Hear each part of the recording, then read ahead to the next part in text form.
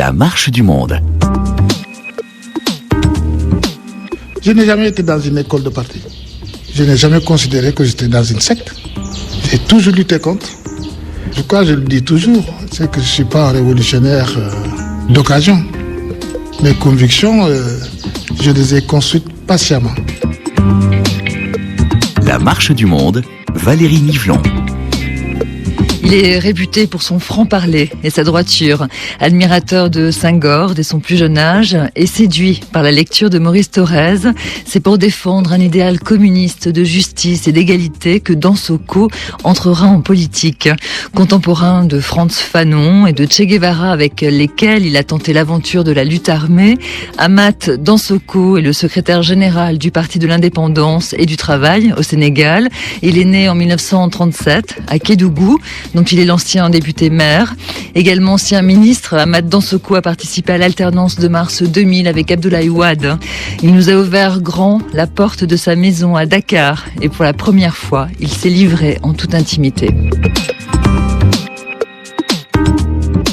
La marche du monde à Dakar, Sénégal, pour une grande rencontre avec Amath Dansokho qui nous fait l'honneur de nous recevoir chez lui.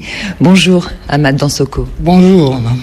Lorsque vous aviez 20 ans, Amath Dansokho, nous étions en 57. À quel moment avez-vous découvert cette passion en vous pour la politique ? Je suis rentré en politique très tôt. Je suis rentré en politique par la passion de Senghor. C'est assez bizarre. Nous avions d'abord un directeur d'école communiste français qui a introduit beaucoup de choses dans la jeunesse là-bas. Je n'étais pas encore à l'école quand il éveillait les consciences. Et puis un jour, j'ai entendu dire qu'il y a un Sénégalais extrêmement savant. Il lui suffisait de regarder les arbres pour en connaître la quantité de feuilles. Et il venait de créer justement le BDS en 1948. Mon père était de la SFIO, grand notable de la SFIO, très respecté. Et je me suis pris d'une dévotion de Senghor extraordinaire. Vous aviez quel âge, Amath Dansokho, lorsque vous découvrez la figure de Senghor ? En 1948, j'étais au CPE, CP2. Et faire une lutte de masse. Nous sommes en train de construire le socialisme sur notre terre et mettons notre petit grain de sable au service de la grande inspiration de l'humanité. Voilà que, quelques jours après, Che Guevara est arrivé à Bamako. C'était en février 1965. Vous le rencontrez, Che Guevara ? On était à son accueil à l'aéroport et le soir même, il nous a reçus. Amath Dansokho, c'est un moment très fort pour vous. Vous êtes un très jeune militant, oui. Vous vous battez pour l'indépendance du Sénégal, vous croyez à cette lutte armée, vous vous êtes formé à Cuba et vous avez devant vous Che Guevara. Extraordinaire. Je l'avais vu quand j'étais à La Havane, mais avec ces jeunes officiers, ces commandantes merveilleux. Et là, il faisait sa grande tournée. Il était en train de chercher un point de chute. Et on lui a dit, bon, tout est prêt. Il avait déjà évoqué la question de nos camarades sénégalais de la lutte. Les gens étaient déjà dans le maquis. J'ai dit, mais ces gens, on les envoie dans des zones où ils ne sont connus de personne. Comment le lien va se faire avec les structures de base du parti? Alors, Che Guevara nous assure que tout est prêt. Et il m'a dit, je vais aller dans la boucle du Niger. Il est allé, il a fait 4 jours, je crois, là-bas, il est revenu. Il nous a reçus une deuxième fois à l'ambassade de Cuba, à Bamako. Et il nous a parlé de ses impressions sur la boucle du Niger. Il m'a dit, quand même, il faut reconnaître que ce sera difficile de faire la révolution dans la boucle du Niger. Figurez-vous, les gens descendent dans le Niger à l'époque.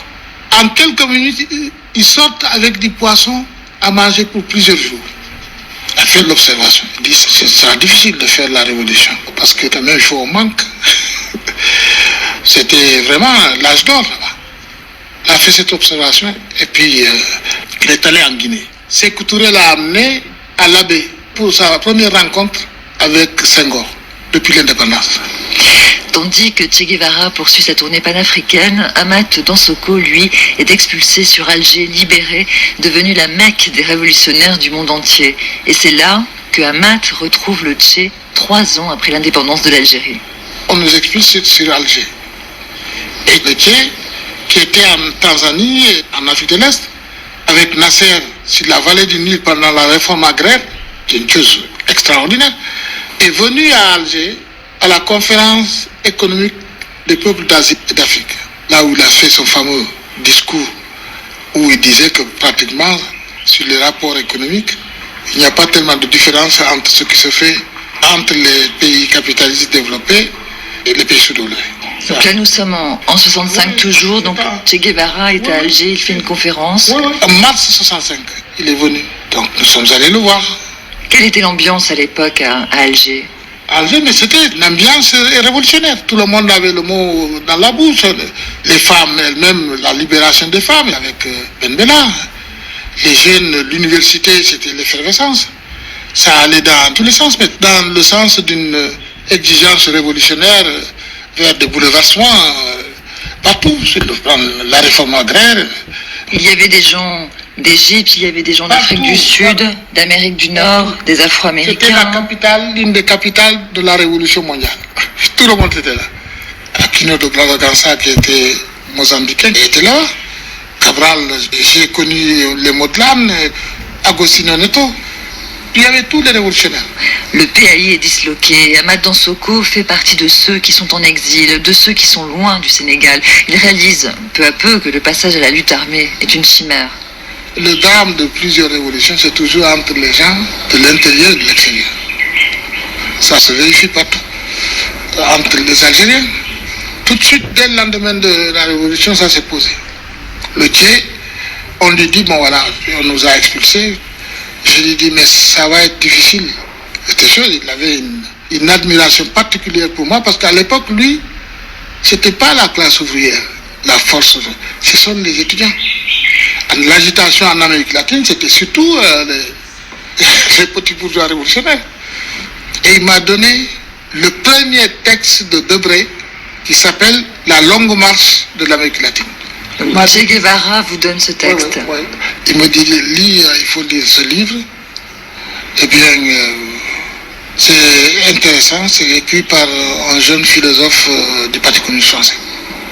Retour à Bamako pour Amath Dansokho, mais avec la normalisation des relations entre le Mali et le Sénégal, Modibo Keïta, président du Mali, lâche le PAI.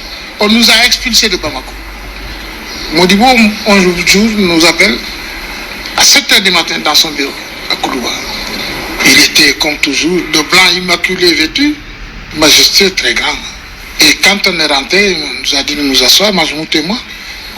Il nous a dit, je suis au regret de vous demander de vous éloigner un peu de Bamako. Je partage entièrement votre vue. Mais il nous dit, j'ai 5 millions de citoyens en mer. Nous avons vitalement besoin de chemin de fer. J'ai besoin de ça parce que je n'ai pas de port et le transport, c'est long et compliqué par la Côte d'Ivoire ou par Cotonou. Et j'ai fait signer des accords avec Senghor. Malheureusement, quand les guérilleros sont rentrés, il y a un des guérilleros qui s'est réfugié à l'ambassade. Donc le gouvernement du Sénégal a été averti qu'il y avait quelque chose qui se préparait.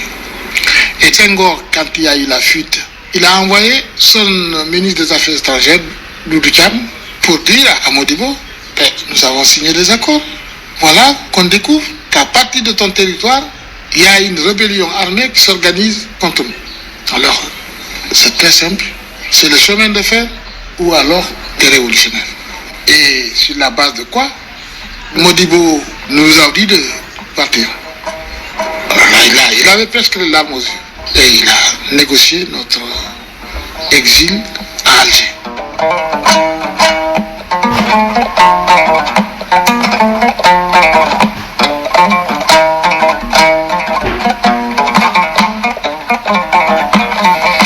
Amath Dansokho, tout au long de votre exil, vous prolongez votre expérience et votre apprentissage politique auprès des plus grands révolutionnaires de la planète. Et pendant ce temps, au Sénégal, évidemment, différents événements se déroulent. Vous qui continuez à observer ce qui se passe au Sénégal, que pensez-vous justement de la façon dont Senghor gère la révolution estudiantine et syndicaliste ouvrière de 68 et 69, et de la façon dont il va finalement verrouiller à la fois bien sûr les partis politiques, vous en avez fait l'expérience, mais aussi les syndicats? Senghor était un homme d'une intelligence très vive. Il a fait la répression avec les étudiants, mais tout de suite, il a su qu'on ne pouvait pas continuer comme ça. Tout de suite, sur le plan de son parti, il a reconfiguré la direction. Il a créé le Club Nation et Développement pour les intellectuels. Alors là, nous sommes déjà effectivement en 69, à peine sortis des événements. Oui. Il a reconfiguré son parti et je l'ai dit au président Diouf un jour. Je lui ai dit, monsieur le président, Senghor ne choisissait jamais un ministre au hasard. Ces gens qui ont émergé à cette occasion-là, Babacar Ba, Alioune Sène, Cheikh Hamidou Kane et les autres, ils viennent souvent de grandes familles. Et lien avec les marabouts, dont il réussissait d'ailleurs à contenir les exigences dans le cadre de la laïcité. Mais le personnel politique, ce sont des intellectuels, mais des intellectuels issus de très grandes familles. C'est comme ça qu'il doit stabiliser son régime. Et quand même, il est bousculé ici par les marxistes. Il n'a jamais pu nous écraser. Jamais au Sénégal. Ça a été très dur. Senghor n'a pas pu nous écraser, mais dans le même temps, il faut reconnaître qu'il n'a jamais été sanguinaire. Je ne dis pas qu'il n'y a pas eu de morts. Il y a eu des morts. Ne parlons pas du nombre de gens licenciés parce qu'ils sont accusés d'appartenir à tel ou tel parti globalement de gauche et marxisant. Parce que la particularité du Sénégal, c'est ça. La gauche, jusqu'à ces derniers temps, était marxisante. À l'époque, le parti de Senghor ne peut pas entrer dans l'internationale socialiste. À votre avis, quelles sont les conditions posées par l'internationale socialiste pour que Senghor puisse entrer dans l'internationale socialiste? L'une des conditions, c'est d'adhérer au pluralisme politique. Parce qu'à l'époque, nous sommes dans une situation de parti unique, n'est-ce pas? Un parti unique ne peut pas rentrer dans l'internationale socialiste. Il y a des maquillages, mais disons qu'il faut absolument, quand on est au pouvoir, qu'on accepte le pluralisme. Dans les années qui suivent l'indépendance, les partis politiques sénégalais vont être peu à peu absorbés par le parti de Senghor, ou bien vont être interdits, comme le PAI, le parti dont Ahmed Dansoko est membre. Néanmoins, des contacts sont établis entre Senghor et les communistes français. Mais Senghor, il a cherché aussi à avoir des rapports avec les partis communistes. Dans la même période où vous posez ce réajustement, il a invité des délégations des partis communistes d'Europe. J'étais en exil avant qu'ils ne viennent ici. Ils ont demandé mon avis, j'ai dit, mais allez-y, si ça pourrait aider quelque chose. Mais posez-lui la question de la levée de l'interdiction qui nous frappe. Et alors? Mais Senghor, il a voulu aller en Union soviétique, on l'a invité. Et dans le protocole, il exige que Brezhnev vienne l'accueillir à l'aéroport. Les soviétiques disent qu'il y a un chef d'État, il dira d'accueillir. Il est retourné au Sénégal. D'ailleurs, très fâché parce que partout où il est passé dans les pays de l'Europe du Nord, il y a eu d'énormes chahuts contre lui, à cause de sa complicité supposée avec le gouvernement portugais. Je ne sais pas si c'est le PAIGC qui avait demandé à ses soutiens de faire cette pression. En tout cas, c'est un des plus mauvais voyages officiels qu'il ait fait. Il est rentré ici. Il a demandé au Parti communiste français de le soutenir pour le prix Nobel de la paix. J'ai été invité par Plisonnier pour demander mon avis sur la question. Semben s'y était déjà opposé. Ousmane Semben a écrit au comité Nobel de Stockholm pour leur dire non. Et c'est ça qui a fait échouer. Donc les communistes sénégalais étaient contre le fait que Senghor puisse recevoir le prix Nobel de la paix. Voilà. C'est fort de tout ça que Senghor convoque un conseil national où il a présenté un rapport sur la seconde lutte de l'indépendance. Senghor a dit dans ce rapport sur la seconde bataille pour l'indépendance, pour lui c'était l'indépendance culturelle, il dit oui, le PAI, ce sont des garçons très intelligents, ce ne sont pas des subversifs. C'était le parti de Mamadou Dia qui était le parti des subversifs. Pour quelle raison donc Senghor réhabilite en quelque sorte le pays? Manœuvre politicienne, parce que n'oubliez pas que le parti de Cheikh Anta, le FNS a été dissous sous le prétexte qu'il y a des partisans de Mamadou Dia qui l'ont rejoint. C'est le prétexte que les subversifs sont rentrés dans le parti de Cheikh Anta. 2 fois, c'est l'argument qu'il a utilisé. Ça l'a amené à reconfigurer donc toute sa politique pour asseoir son parti sur des intellectuels, donc la modernité, mais une modernité avec des racines aussi dans le pays traditionnel. Amath Dansokho, quelle vision avez-vous de la décision de Senghor de reconnaître donc un premier parti d'opposition? J'ai nommé donc le PDS de Abdoulaye Wade. C'est cette circonstance qu'a utilisé Abdoulaye Wade. Et Abdoulaye Wade, c'est que Senghor est en quête d'une stabilisation de son régime. Et c'est dans ce contexte que Abdoulaye Wade est allé le voir à Mogadiscio. Et il lui a dit ceci: regardez bien, monsieur le président, ce qui se passe. Partout en Afrique, il y a des coups d'État où les militaires font rapidement jonction avec les marxistes, avec le régime marxiste-léniniste. Pour éviter ça, moi je vais créer un parti d'opposition, mais de contribution. Abdoulaye Wade allait jusqu'à inviter Senghor à présider le bureau politique. Comment le savez-vous? Étiez-vous là, Amath Dansokho? Je sais, parce que rien ne se cache ici. Est-ce que c'est Abdoulaye Wade qui vous l'a raconté? Mais je l'ai écrit et il n'a jamais dit que c'est faux. C'est public. Dans mon rapport au congrès de 1984, je l'ai écrit. Comment son parti a été créé? Son parti a été créé parce que les marxistes ont pu résister ici, et Senghor est conscient qu'il a échoué dans sa tentative de les éliminer définitivement. C'est ça qu'il a utilisé. Et surtout, il lui a créé le parti. Mais Abdoulaye Wade, malin qu'il est, quand les élections de 78 approchent, il présente sa candidature. Senghor lui dit: mais non, c'est pas ce que tu m'avais promis. Et ça, c'est Wade qui m'a raconté. Et Abdoulaye Wade lui a répondu: mais comment les gens vont-ils me croire si je ne me présente contre vous? C'est pourquoi Senghor l'a appelé Ndjombor, à cause de ça. Ce qui veut dire le lièvre. Le lièvre, oui, qui dans l'imaginaire africain est un animal extrêmement intelligent et rusé.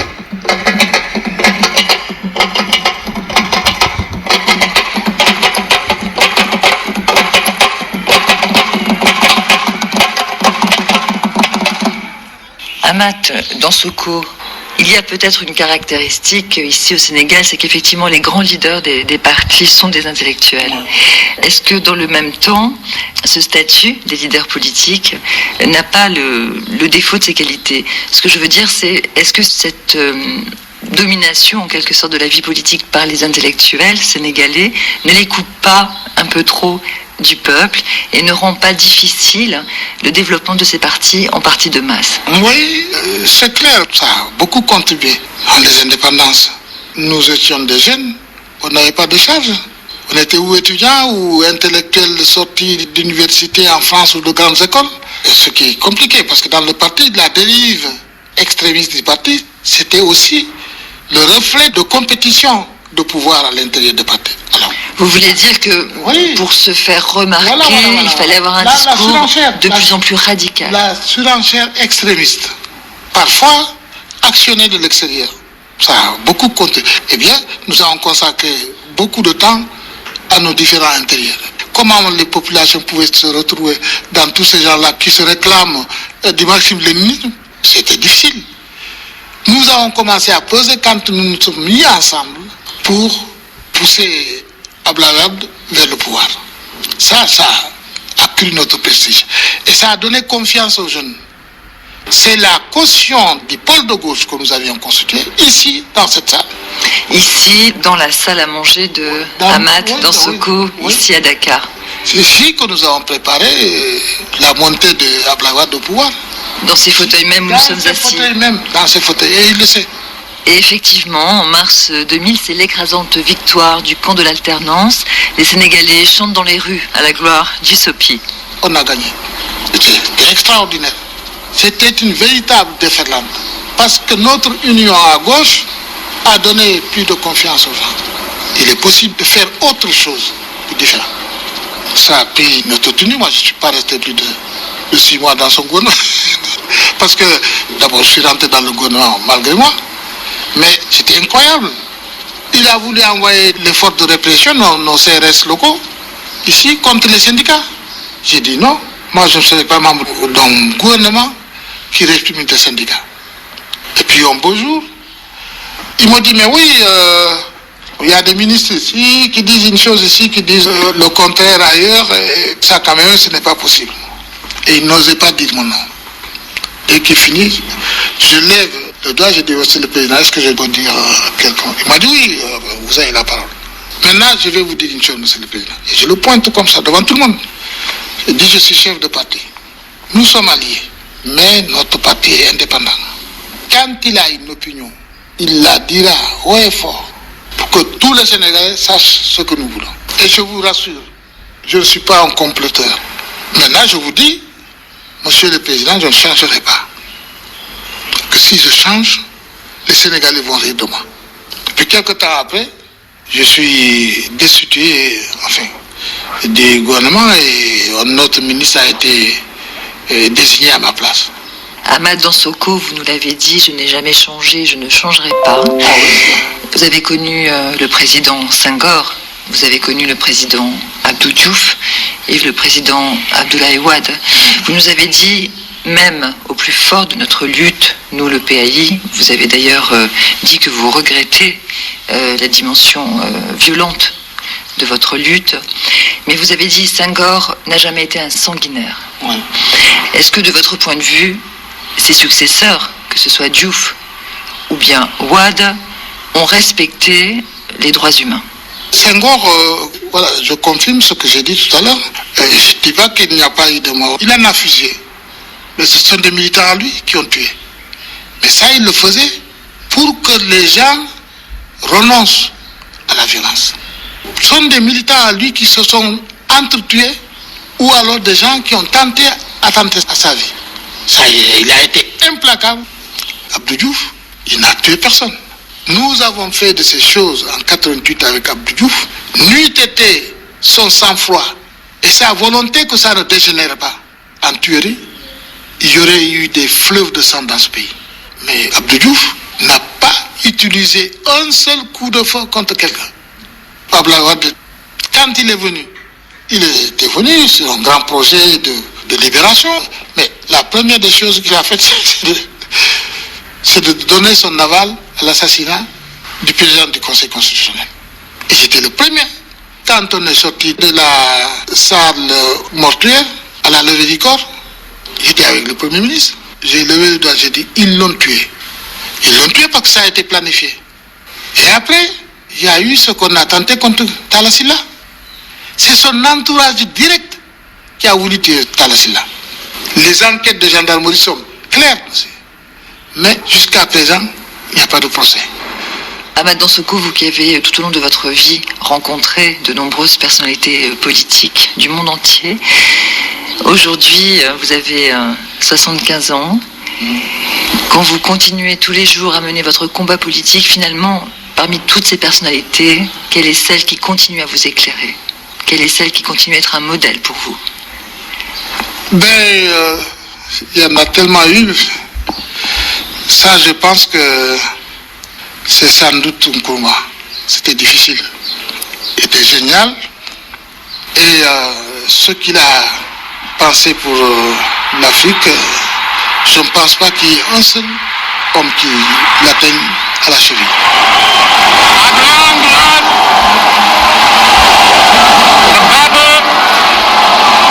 Enfin, le combat est terminé.